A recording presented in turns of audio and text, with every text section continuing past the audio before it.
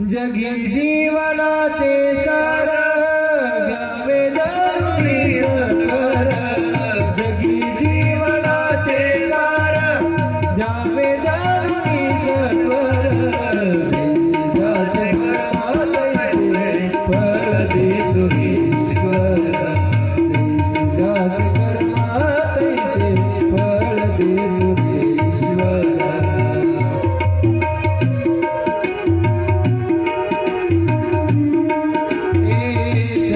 सुखासाठी आपुल्या होत कोणी नीती भ्रष्ट, क्षणिक सुखासाठी आपुल्या होत कोणी नीती भ्रष्ट, कोणी त्यागी जीवन आपुले दुःख जगी करण्या नष्ट. सोड सोड माया सारी, सोड सोड माया सारी, आहे जग हे नश्वर, देशाचे कर्मातैसे फळ देतो ईश्वर, देशाचे कर्मातैसे फळ देतो ईश्वर.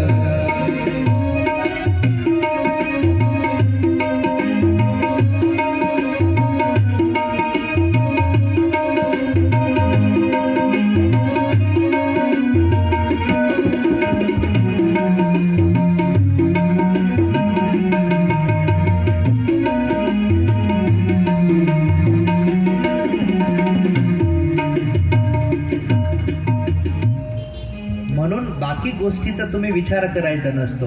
तुमचं कर्म चांगलं आहे ना, तर तुम्हाला निश्चितच फळ तुम्हाला निश्चित चांगलं मिळणार. फक्त कर्म चांगलं करा. मला एकच संदेश द्यायचा आहे तुम्हाला, दुसरा काही द्यायचा नाही. आणि मलाच नाही, सगळ्या संतांना हाच संदेश द्यायचा आहे. म्हणून तर ज्ञानदेवानी कुठल्याही, मी तुम्हाला मूळ मुद्द्यावर या, कुठल्याही देवाचं नाव घेतलं नाही.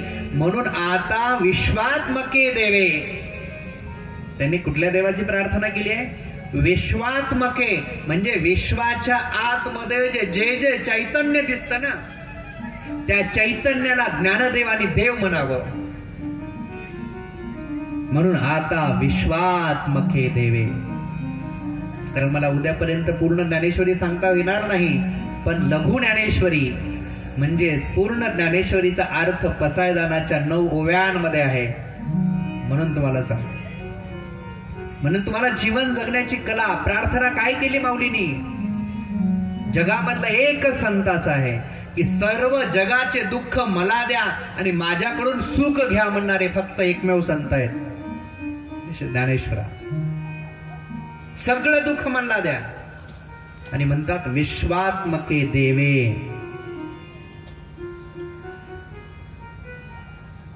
देव म्हणजे जीव धातू.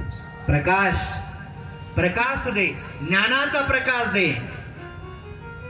बुद्धीचा प्रकाश दे, विचारांचा प्रकाश दे. म्हणून आता विश्वात्मके देवे, येणे वाग यज्ञ तोषावे. या विश्वामध्ये जे चैतन्य आहे ना, त्या चैतन्याला नमस्कार केला माऊलीने. आणि वाग यज्ञ तोषावे, तोषोनी मज द्यावे. म्हणजे या समुद्र खूप आहे, पण दोषोनी मज द्यावे पसाय दान. मला जेवढं पाणी लागतं ना, माझं मन ज्या पाण्याने प्रसन्न होईल तेवढंच पाणी पिईल ना मी. समुद्र जरी पाण्याचा असला, पूर्ण घागर पाण्याची भरलेली, पण पूर्ण घागर पिऊ शकेल माणूस? नाही. त्याच्यातलं किती घेईल? किती तहान लागलेल्या माणसाला असं वाटतं मी समुद्र पिईल, पण अत्यंत तहान लागलेल्या माणसाला असं वाटत असतं मी समुद्र पिईल, पण तो समुद्र पिऊ शकतो का? आता विश्वात्मके देवे, येणे वाग यज्ञ तोषावे, तोषोनी मज द्यावे. म्हणजे मला स्वीकारून याच्यातलं जे चांगलं तत्व आहे तोषोनी मज द्यावे पसाय दान. मला सद्बुद्धी द्या, चांगले विचार द्या. काय तोषून चांगले विचार कुठले द्या? तर माझ्या मनामध्ये, मी तुम्हाला जे पाण्याचं उदाहरण दिलं होतं ना, तर माझ्या मनामध्ये जे खळ आहे, जे दुष्टपण आहे, जे वाकडेपण आहे, मच्छर, जे खळांची व्यंकटी सांडो, दुसरा शब्द आहे ना लगेच, म्हणजे काय? काय द्या मला बसायदान, काय दे? जे खळांची व्यंकटी सांडो, म्हणजे आतमध्ये माझ्या जे वाईट विचारांचं जे काही भांडवल आहे ते सगळं बाहेर काढलं पाहिजे. जे खळांची व्यंकटी सांडो, आणि ते सांडल्यानंतर चांगलं पाणी टाकलं आपण समजा ग्लासामध्ये, म्हणजे पुढचं चांगलं पाणी कोणतं नीट लक्षात ठेवा. पसायदानामध्ये फार महत्वाचा विषय, सत्कर्मी रती वाढो. काय सुंदर शब्द आहेत. ज्ञानदेवांच्या शब्दांवरती जीव ओवाळून टाकला तरी सुद्धा अपूर्ण आहे. बघा काय सुंदर आहे. जे खळांची व्यंकटी सांडो, तया सत्कर्मी रती वाढो, म्हणजे सत्कर्म करा, कुठलंही कर्म करू नका. सत्कर्मी रती, रती म्हणजे प्रेम, म्हणजे माझं सत्कर्मामध्ये प्रेम वाढू दे. सत्कर्मी रती वाढो. आणि सत्कर्मी रती वाढो म्हणजे काय संदेश दिला ज्ञानेश्वर माऊली? अरे एकमेकांचा जो द्वेष आहे आपल्या मनामध्ये, मत्सर आहे, दांभिकपणा आहे, तो सगळा बाजूला जाऊ दे. जे खळांची व्यंकटी सांडो, तया सत्कर्मी रती वाढो, म्हणजे त्यांच्याबद्दलचं आमच्या मनामध्ये प्रेम उत्पन्न हो. कारण जो समाज विखरलेला आहे, कशामुळे? भाऊ भावाला चांगलं बोलत नाही. आजच्या वर्तमान युगामध्ये पती पत्नीचं डिवोर्स प्रमाण किती वाढलंय नीट लक्षात ठेवा. काढा रेकॉर्ड. बहीण बहिणीचा द्वेष करते, भाऊ भावाचा द्वेष करतोय, शेजारी शेजाऱ्याचा द्वेष करतोय, राज्य एकमेकाचं दुसऱ्या राज्यावर कुरघोडी करण्याचा प्रयत्न करतायत, देश एकमेकाच्या, ही कुठल्याही एका देशाची प्रार्थना नाहीये, पूर्ण विश्वाकरता, पूर्ण मानवाकरता ज्ञानदेवांनी केलेली प्रार्थना आहे. म्हणून असं वाटले सत्कर्मी रती वाढो. काय दे? प्रेम, दुसरं काही नकोय. आणि जग कशाने जिंकता येतं हो? रती म्हणजे प्रेम ना. तुम्ही आरती करतात, आरतीमध्ये सुद्धा रती आहे का नाही? छोटा शब्द आरती. आपण म्हणतो आरती करतो, आरती करतो, आणि आपण आरती करताना चेहरा असतो, म्हणजे चेहरा आरती करताना सुद्धा चेहरा प्रसन्न नसतो. आणि काय आरती करत असतील? आरतीचा अर्थ काय हो? चालली आरती, सुख करता चूक माणसाला. रती म्हणजे प्रेम. अधिकशे अधिक प्रेमाने केलेली भगवंताची विनवणी, अधिकशे अधिक प्रेमाने केलेली भगवंताची प्रार्थना म्हणजे आरती. आरती शब्दाचा अर्थ लक्षात. मग तुम्ही त्याला दिवा असला काय, तो नसला काय, त्याच्यात वात असली काय, नसली काय, अगरबत्ती विजली काय आणि नाही विजली काय, फक्त आतून आरती झाली पाहिजे. भगवंत साक्षात आरती करताना उतरले पाहिजे.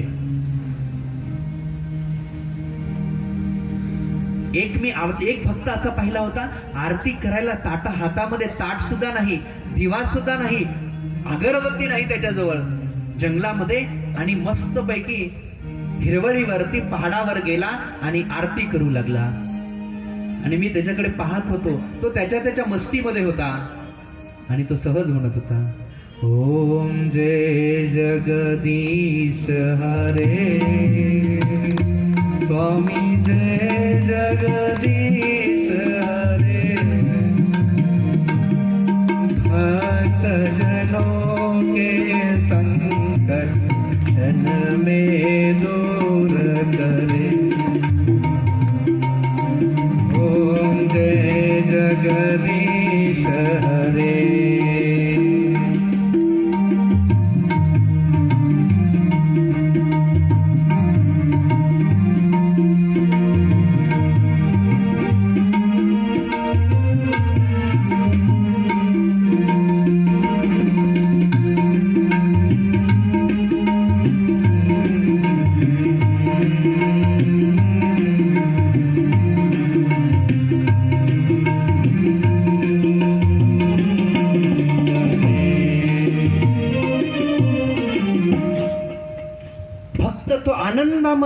आनंदाच्या भरामध्ये आरती करतोय देवाची. काहीच नाही व जवळ, चैतन्याची आरती करतोय, विश्व चैतन्याची. आणि म्हणून मी कशावर बोलतोय? सत्कर्मी रती वाढो, रतीवत बोलतोय. रती म्हणजे प्रेम, आणि जग प्रेमाने जिंकता येतं. म्हणून साने गुरुजींनी सुद्धा तुम्हाला कसला संदेश दिलाय? ज्ञानदेवाने सुद्धा कुठला दिलाय? सगळ्या संतांनी तुम्हाला प्रेमाचा संदेश दिलाय. प्रेमाचा संदेश सगळ्या संतांनी का दिला असेल? अहो, साने गुरुजींनी सगळ्यांचं सार काढलं. साहित्यिक होते साने गुरुजी सुद्धा, आणि ते एकच म्हणाले, खरा तो एकची धर्म जगाला प्रेम पावे. एकची धर्म जगाला प्रेम पावे. एकची धर्म जगाला प्रेम पावे. जगी जे हिनाती पतित, जगी जे दिनपद दलित, दयाला मुनीत वावे. जगाला प्रेम पावे. करातो एकची धर्म जगाला प्रेम पावे.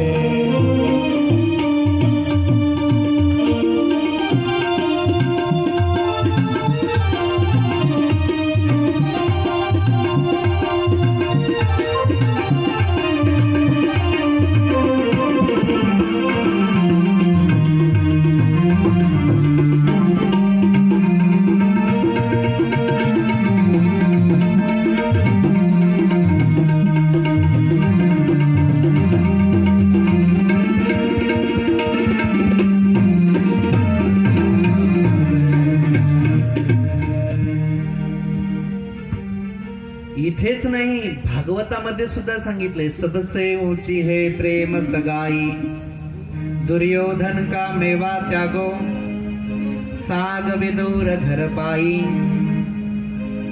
झूठे बेर शबरिके खाए, सबसेवची हे प्रेम सगाई.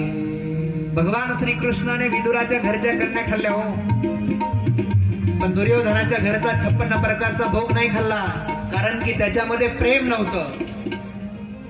काय नव्हतं?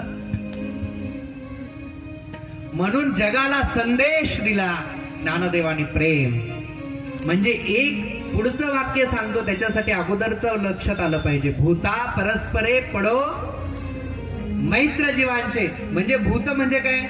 म्हणजे जीव, म्हणजे आपण एकमेकांच्या मित्रत्वाच्या नात्याने, प्रेमाच्या नात्याने आपण राहिलो पाहिजे, म्हणून हा एवढा संदेश आहे. म्हणजे प्रेम. मला सांगा, रुक्मिणीच्या एका तुळशीच्या पत्त्याने भगवान श्रीकृष्णाचं वजन होतं.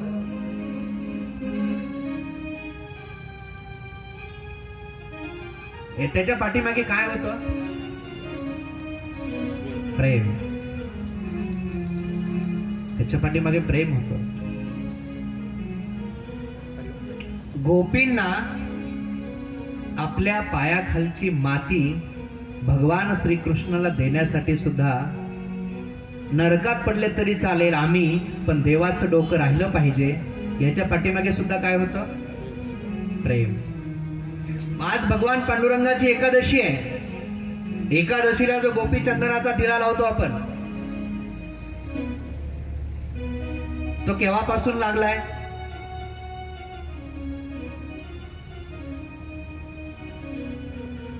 मला फार तो प्रसंग आठवतो, आवडतो गोपींचा. भगवान श्रीकृष्णाचं डोकं दुखत होतं. आता देवाचं कधी डोकं दुखतं का हो? मला हाच प्रश्न पडलाय. पण तरी सुद्धा देवाचं डोकं दुखत होतं. आणि देवाचं डोकं दुखत असताना मग उद्धवाला सांगितलं, माझं डोकं दुखतंय. कारण बघा, तुम्ही जर डॉक्टरकडे गेलात आणि डॉक्टर तुम्हाला असं विचारतात की काय होतंय तुम्हाला, तुमचं पर्टिक्युलरली तुमचं पोट दुखत असेल, डोकं दुखत असेल, हात दुखत असेल, जे काही असेल तुम्हाला, पण तुम्ही जर असं म्हटलं की मला कसमसं होतंय, डॉक्टरनी काय समजायचं? साधे उदाहरण, छोटंसं उदाहरण देतो तुम्हाला समजावं. तुम्हाला सांगितलं डॉक्टरनी काय होतं तुम्हाला, तर ना कसमसं होतंय. आता कसमसं होतंय म्हणजे डॉक्टर म्हणले काय औषध द्यावं तुम्हाला? परत विचारलं, अरे बाबा नेमकं काय होतंय? ते म्हणजे मला कसमसं होतंय. कसमसं होतंय म्हणजे मलाही आता कस तरी प्रश्न पडला. म्हणजे त्याला निदान करता आलं, कारण कसमसंचं काय निदान करणार आहे? तसं भगवान श्रीकृष्ण म्हणले माझं डोकं दुखतंय. आता डोकं दुखतंय तर मग काहीतरी इलाज. आता तेव्हा तर काही मेडिसिन नव्हतं, तेव्हा आयुर्वेदिक औषधी होत्या. मग सगळे प्रयत्न केले पण भगवान श्रीकृष्णाचं डोकं थांबत नव्हतं. उद्धवाला सांगितलं, उद्धवा काहीतरी इलाज कर, माझं डोकं फार दुखतंय. कृष्ण म्हणाले आणि गेले. ते म्हणाले एक काम कर. मग ते कशाने डोकं राहील? म्हणजे माझ्या प्रिय भक्तांच्या पायाखालची माती आणून ती गाळून ती मला लाव, म्हणजे माझं डोकं राहील. पण एक अट आहे की कोणताही भक्त पायाखालची आपल्या माती देणार नाही, कारण आपल्या पायाखाली जर एखादं फूल आलं, आपल्या पायाखाली जर एखादा हार आला, आपला जर पाय एखाद्या पाण्याला लागला तर ते पाणी आपण देवावर चढवत नाही. आपण पायाखाली एखादं फूल आलं तर ते फूल आपण देवावर चढवत नाही, कारण आपण काय म्हणतो, त्याला पाय लागलाय. आणि आपला जर पाय लागला तर आपण ते फेकून देतो. अहो देवावर हे समजा एखादं फूल व्हायलंय आणि हार व्हायलाय, तो हार सुद्धा जर आपण पायाखाली आणला तर तेव्हा सुद्धा देवाचा कोप होतो. नीट लक्षात ठेवा. म्हणजे तुम्ही ते महाशिवरात्र असेल, आता आषाढी एकादशी आहे, दे फेकून दुर्वा, सॉरी मंजुळा दे फेकून काही, आणि त्याच मंजुळा देवावर वाहिलेल्या आपल्या पायाखाली येतात. पायाखाली जर एखादी गोष्ट आली, निर्माल्य ज्याला म्हणतो आपण, देवाला वाहिलेलं, ते जर आपल्या पायाखाली आलं तर आपण काय करतो? त्याच्या पाया पडून घ्यावा, नमस्कार करावा, माफी मागावली. पुष्पदंत जो आहे ना, गंधर्व जो पुष्पदंत आहे, भगवान शंकराच्या पिंडीवर बेलाचं पान वाहिले त्याने, आणि गडबडीमध्ये बेलाचं वाहिलेलं पान खाली पडलं, ते भगवान शंकर त्या पुष्पदंताच्या पायाखाली आलं. इतकी भगवान शंकराची भक्ती केलेली होती, पण बेलाचं एक पान, भगवान शंकराच्या पिंडीवर वाहिलेलं बेलाचं पान पुष्पदंताच्या पायाखाली आलं आणि पुष्पदंतावर भगवान क्रोधित झाले. बघा, इतक्या वर्षाची भक्ती, पण पायाखाली आपण तर धडाधडा त्या पत्त्या फुलावून, त्या पानावून, त्या मंजुळावून धडाधडा चालतो, विचार करत नाही. अरे हाच तो संदेश द्यायला सांगितलाय ना. भले एकच पान वहा बेलाचं देवाला, चांगलं वहा, स्वच्छ वहा, 3 पानाचंच वहा, देठ काढून वहा, तर 100 वाहण्यापेक्षा एकच वहा, कारण एका बेलाच्या पानाचं सुद्धा खूप महत्व आहे. म्हणजे म्हणून पुष्पदंताने काय केलं, एक बेलाचं पान पायाखाली, भगवान शंकर क्रोधित झाले, आणि भगवान शंकर क्रोधित झाल्यानंतर पुष्पदंताने भगवान शंकराची स्तुती प्रारंभ केली. आणि भगवान शंकराची स्तुती काय प्रारंभ केली? म्हणून शिवमहिम्नाचा जन्म झाला.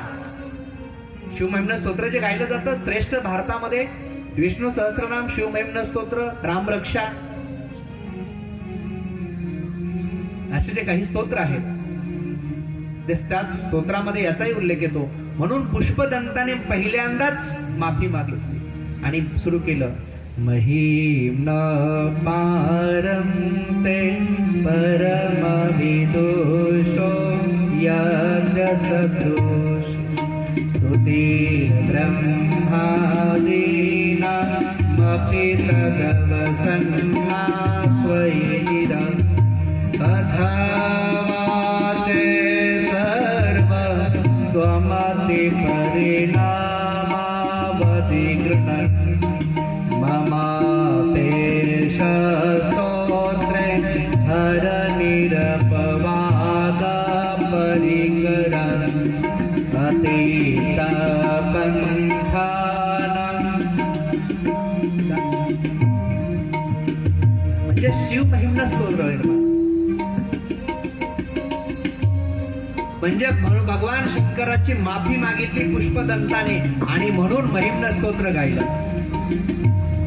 मला हे म्हणायचं होतं की निर्माल्य वाहतो आपण, कारण कुठल्या गोष्टीवर मी सांगतोय, कुठलाही जरी पायाखालचं निर्माल्य आलं तर ते त्याचा नमस्कार करावा, माफी मागावी, पण शक्यतो पाय पडू देऊ नये एवढी काळजी घ्यावी.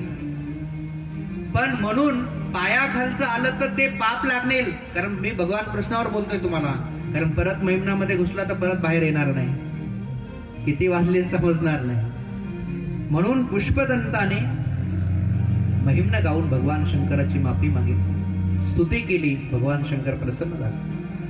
तसं भगवान श्रीकृष्ण म्हणतात, उद्धवा, कोणताही प्रिय भक्त त्याच्या पायाखालची माती मला देणार नाही आणि त्याच्या पायाखालची माती माझ्या डोक्याला लावल्याशिवाय माझं डोकं राहणार.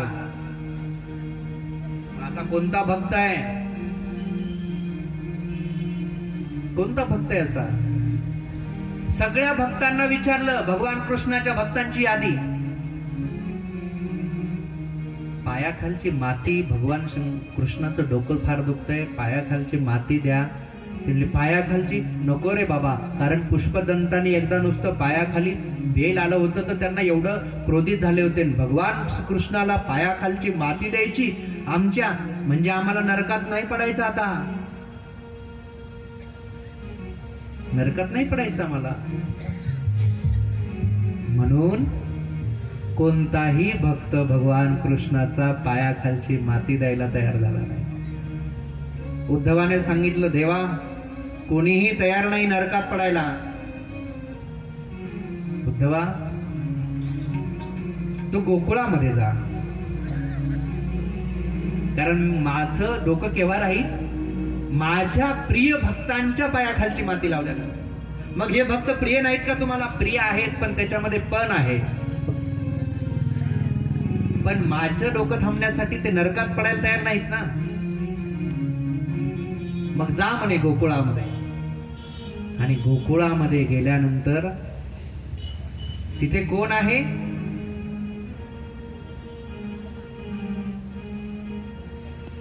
गोपीन नाच नचाई. भगवान श्रीकृष्णावर सर्व स्व अर्पण करणारी कोण होती? गोभी पिबती इति गोपी. गोभी पिबती इति गोपी याचा अर्थ असा आहे, सर्व इंद्रियांनी भगवान श्रीकृष्णाचं रसपान करते, तिला गोपी म्हणतात. म्हणजे डोळ्यांनी, कानानी, मनाने, वाणीने, शरीराने, सगळ्या इंद्रियांनी फक्त भगवान श्रीकृष्णच दिसतो, दुसरं कोणीही दिसत नाही. गोभी पिबती इति गोपी. त्या गोपींच्या पायाखालची माती मला लागते.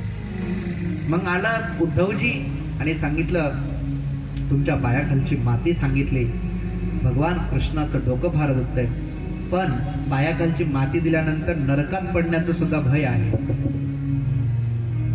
गोपींनी काय म्हणावं? काय म्हणावं गोपी? 17 वेळा आम्ही नरकात पडलो तरी चालेल, पण जर माझ्या कृष्णाचं कानाचं डोकं जर राहत असेल आमच्या नरकात पडण्याने, पायाखालच्या मातीने, तर खुशाल आमची माती घेऊन. उद्धवाला झटका बसला. भगवान श्रीकृष्ण परमात्म्याचं डोकं थांबवण्यासाठी किती प्रेम. प्रेमाची काही सीमा आहे का? मी प्रेमावर बोलतोय पुन्हा तुम्हाला, कसायदानावर बोलतोय. रती वाढो, लक्षात ठेवा, नाही तर परत असं म्हणाल की विषयांतर झालं असेल. किती प्रेम त्या गोपींचं. आपल्या पायाखालची माती दिली, ती माती गाळली उद्धवाने, बारीक केली. भगवान शंकराला चंदन लावलं जातं. त्या चंदनामध्ये ऋतूने माती डोक्याला लावली तर ते छोटे छोटे मातीमध्ये बारीक खडे असतात, अगदी स्मॉल, ते ऋतू नयेत म्हणून चंदनामध्ये मिक्स केली आणि त्याचं चंदन तयार केलं आणि ते भगवान श्रीकृष्णाच्या डोक्याला लावलं. म्हणून असं म्हणतात, गोपी चंदन टिळा. तेव्हापासून भगवान विठ्ठलाला काय लावला जातो? लक्षात आलं ना आता? गोपी चंदन टिळा लावून ये भाळा. हृदयी कळवळा वैष्णवांचा. भगवान श्रीकृष्ण विठ्ठल कशा आहेत? गोपीचंदनाचा टिळा आहे, लक्षात आलं ना? गोपीचंदनाचा टिळा लावला की भगवान श्रीकृष्णाचं डोकं राहिलं. किती प्रेमाची सीमाच नाही, गोपींच्या प्रेमाची सीमा नाही हो. घरदार काही न सोडता गोपींनी भगवान श्रीकृष्णावरती आपलं प्रेम बहाल केलं. म्हणून असं म्हटलंय, प्रेम तुम्हाला जगाला देता आलं पाहिजे. संतांकडे देण्यासारखं काहीच नसतं, फक्त प्रेम असतं. त्यांनी फक्त प्रेमाने जवळ करावं संतांनी. एकदा का संतांनी कृपा केली, संतांनी त्यांना जवळ केलं की पुन्हा आयुष्यामध्ये देव सुद्धा त्यांना कधी दूर लोटत नाही. तुम्ही एखाद्या वेळेस देवाने दूर केलं ना तुम्हाला, तर देव पुन्हा जवळ घेईल. पण संतांनी जर तुम्हाला जवळ केलं आणि देवाने दूर केलं, तरी संतांनी जवळ केलं तरी देव पुन्हा आपल्याला जवळ घेईल. एवढी संतांची. म्हणून ज्ञानेश्वर महाराज साक्षात संतांचा अवतार घेऊन आले. म्हणून 723 त्यांचा आता समाधी सोहळा आहे. 723 वर्ष झालं माऊलींना समाधी घेऊन, आणि त्याच्या पूर्वी 22 वर्ष जगले. हिशोब करा, 23 आणि 22 43, म्हणजे 743 वर्ष ज्या चैतन्याची छाप या जगावर आहे. ग्रेट फिलॉसॉफर, महान तत्वज्ञ, कवी, त्यांना कवी म्हणावं, तत्वज्ञ म्हणावं. मोठ्या मोठ्या अभ्यासकांना आजही डोकं खाजवावं लागतं की ज्ञानेश्वरांना नेमकं काय म्हणावं. म्हणून ज्ञानेश्वरांची किमया ग्रेट आहे. काय म्हटलं ज्ञानेश्वरांनी? म्हणून प्रेम अर्पण करा. प्रेमाने जग जिंकता येतं.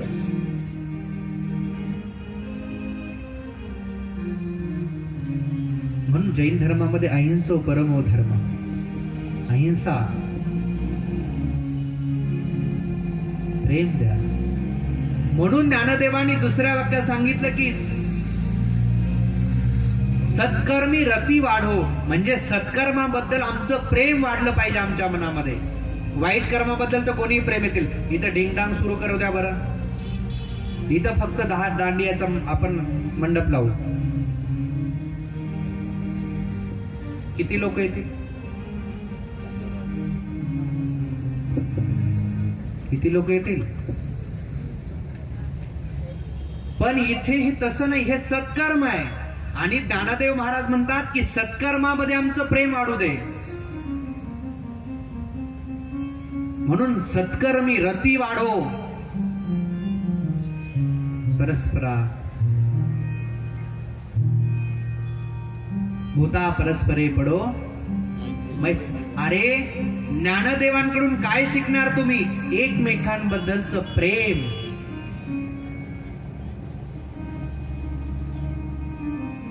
आणि का तर पुढचं वाक्य आहे का, दुरितांचे तिमीर जाओ.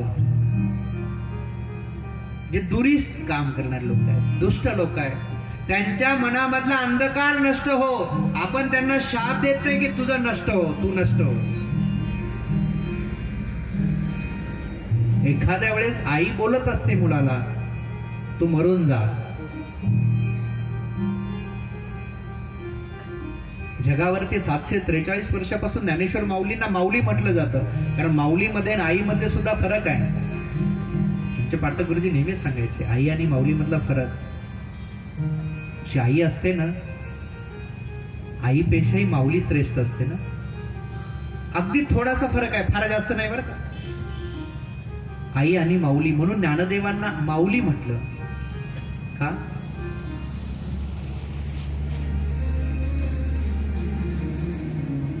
आई आणि माऊली मधला फरक 2 मिनिटात सांगतो तुम्हाला. रस्त्यावरती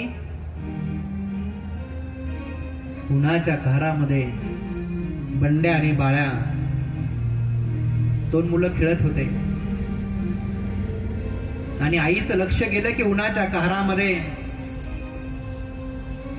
बंड्या बाया खेळताय आणि आई सहज एक वाक्य उद्गारली, बंड्या सावलीत मर. आता बघा आईचा काय अर्थ होता. इथे शब्द कसा आहे, मर. आई म्हणाली, सॉरी बंड्या म्हणाला, आई माझ्यासोबत बाळ्या पण आहे, त्याला जाऊ दे तू सावलीत मर, त्याला जाऊ दे तू सावलीत मर. म्हणते तिचं नाव आई. आणि तुम्ही दोघेही सावलीत मरा. मरा म्हणजे मरा नाही, म्हणजे तुम्ही दोघेही सावलीत खेळा, याचा अर्थ माऊली. कळला फरक. माऊली भेद पाहत नाही. म्हणून तर म्हटलंय जगावरती आज ज्ञानेश्वर महाराजांना कोणीही काय म्हणतं, हे ज्ञानराज माझी